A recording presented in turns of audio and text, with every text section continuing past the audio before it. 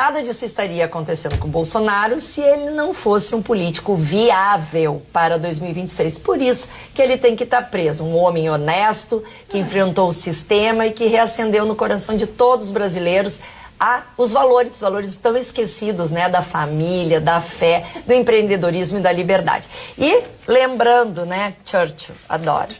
Ele tem uma frase que eu muito gosto e que encerro agora aqui. Entre a desonra e a guerra, escolheste a desonra e por isso terás a guerra.